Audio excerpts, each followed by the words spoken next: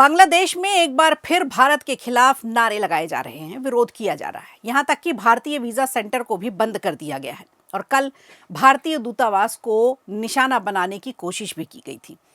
आज बताएंगे आपको ढाका यूनिवर्सिटी के उस काले चेहरे की कहानी जिसने दूतावास तक जमकर उपद्रव मचाया है।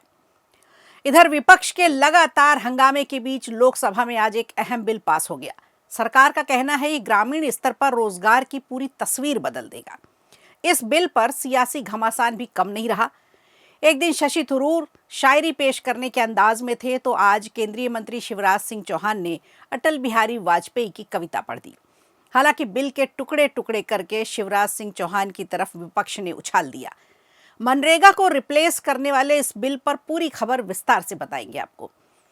और इधर सपा के मुखिया अखिलेश यादव एसआईआर नहीं एनआरसी बता रहे हैं। बड़ा आरोप लगाया है एक बार फिर बीजेपी पर, यह कहकर कि बीजेपी की चुनाव आयोग से सांठगांठ है और दोनों मिलकर देश में बड़ी साजिश की तैयारी कर रहे हैं। योगी बाबा से टक्कर लेने के लिए आखिर अखिलेश यादव और क्या क्या कह रहे हैं बताएंगे आपको आज के शो में। नमस्कार, खबर प्रधान शो देख रहे हैं आप और मैं हूं संगीता श्रीवास्तव।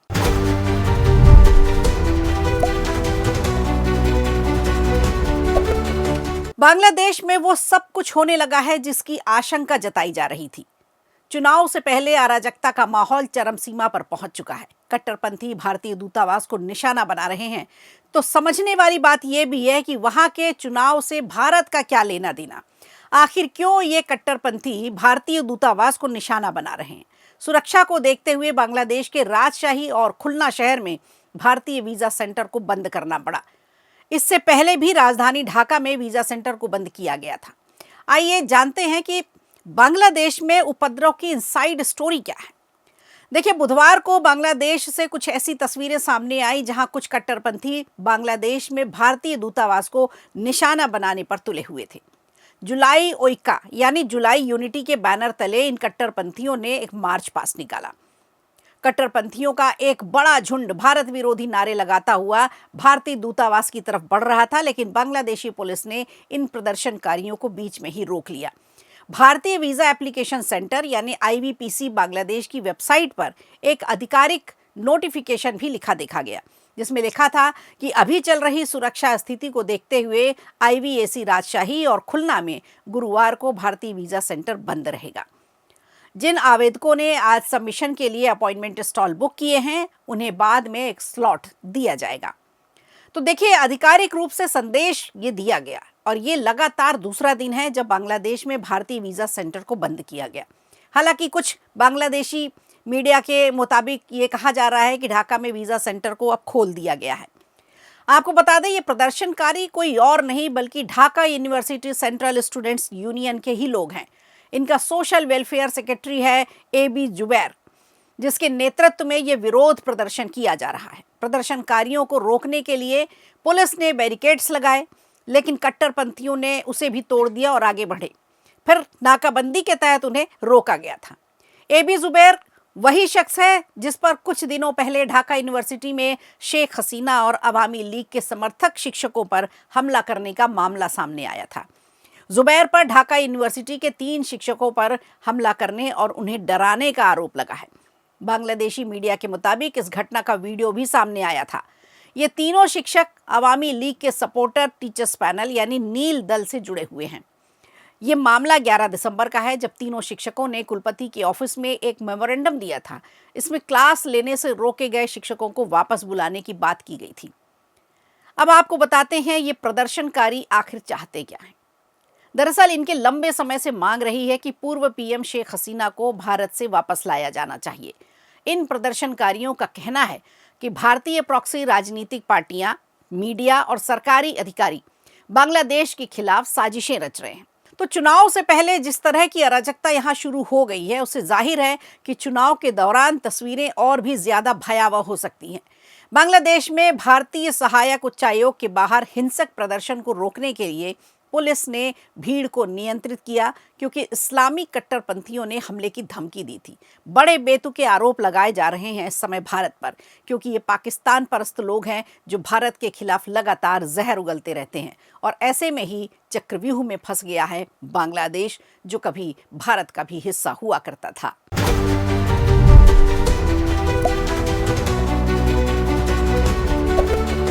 तो शीतकालीन सत्र के दौरान सरकार ने लोकसभा में एक अहम बिल पास करा लिया है। संसद में बहस बेहिसाब रही, श्रम सुरक्षा की बात भी हुई। शिवराज सिंह चौहान ने आज विपक्ष को अटल बिहारी वाजपेयी की कविता सुनाकर जवाब दिया। ये वही बिल है जिसे लेकर कांग्रेस ने दिल्ली में आंदोलन किया था। राहुल गांधी ने सदन में सरकार पर आरोप लगाए थे कि बीजेपी को दो चीजों से नफरत है, एक महात्मा गांधी के विचारों से और दूसरा गरीबों के अधिकारों से। जी हां, मनरेगा को लेकर पिछले कई दिनों से सदन में पक्ष और विपक्ष के बीच सियासी तकरार देखने को मिल रही है। सरकार नाम बदलना चाह रही है, लेकिन चूंकि यह कांग्रेस के कार्यकाल का एक महत्वपूर्ण योजना थी, इसलिए अब कांग्रेस भी अपने पूरे मोर्चा संभाल चुकी थी और नाम बदलने को लेकर के विरोध कर रही थी, जिससे सरकार इस बिल को अब नए अंदाज में पेश कर रही है। इसमें 100 दिन के बजाय 125 दिन का काम का प्रावधान है। इंफ्रास्ट्रक्चर और क्लाइमेट कंडीशन पर फोकस किया जाएगा और सबसे बड़ी बात इस बिल में है जो वो ये कि केंद्र सरकार राज्यवार बजट तय करेगी, जिसका विपक्ष अब मुद्दा बना रहा है, ये कहकर कि राज्यों में 40% अतिरिक्त बोझ बढ़ेगा। विपक्ष के हंगामे के बीच लोकसभा में जी राम जी बिल पास हो गया। केंद्रीय कृषि मंत्री शिवराज सिंह चौहान ने बिल पर पक्ष में बोलते हुए कहा कि हम गांधी जी के आदर्शों पर चलने वाले लोग हैं, लेकिन विपक्ष बिल वापस लेने की मांग करता हुआ वेल तक पहुंच गया और शिवराज सिंह चौहान के भाषण के दौरान विपक्ष ने वेल की प्रतियां फाड़कर हवा में उछाल दी। तो मंत्री जी ने कहा कि क्या ये बापू के आदर्शों की हत्या नहीं है। लेकिन जैसे ही शिवराज सिंह चौहान ने बोलना शुरू किया तो कांग्रेस सांसद प्रियंका गांधी, टीआर बालू और समाजवादी पार्टी के धर्मेंद्र यादव ने इसका कड़ा विरोध शुरू कर दिया। विपक्षी सांसदों का कहना था कि महात्मा गांधी का नाम इससे हटाना राष्ट्रपिता का अपमान है, ये मनरेगा को खत्म करने की चाल है। खरगे ने भी ये कहा था और मोदी सरकार पर हमला किया था। इधर थरूर भी पीछे नहीं रहे, उन्होंने भी नाम हटाने को लेकर दुर्भाग्यपूर्ण बताया। विपक्षी सांसद इस बिल को स्थायी समिति में भेजे जाने की मांग कर रहे थे। अब इस बिल को राज्यसभा में पेश किया जाएगा। नाराज विपक्ष से केंद्रीय मंत्री शिवराज सिंह चौहान ने बिल के पक्ष में बोलते हुए कहा कि कांग्रेस ने तो केवल नेहरू के नामों पर ही कानूनों का नाम रखा है, अब वो एनडीए सरकार पर क्यों सवाल उठा रही है। तो उन्होंने प्रियंका गांधी पर भी निशाना साधा। मंत्री शिवराज सिंह चौहान ने कहा कि मनरेगा भ्रष्टाचार का अड्डा बन गया। बहरहाल तमाम विरोधों के बावजूद लोकसभा में पास हो गया, अब इसे राज्यसभा में भेजा जाएगा। अब अगर बिल पास होगा तो आप समझिए ग्रामीण रोजगार की एक पूरी तस्वीर बदल सकती है, ये सरकार का कहना है। लेकिन यहाँ भी बहस अब बड़ी दिलचस्प होने जा रही है।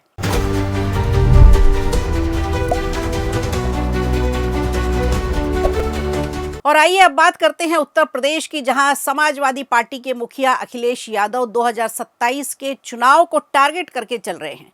हालांकि उसके पहले पंचायत के भी चुनाव हैं जो 27 के चुनाव का सेमीफाइनल माने जा रहे हैं।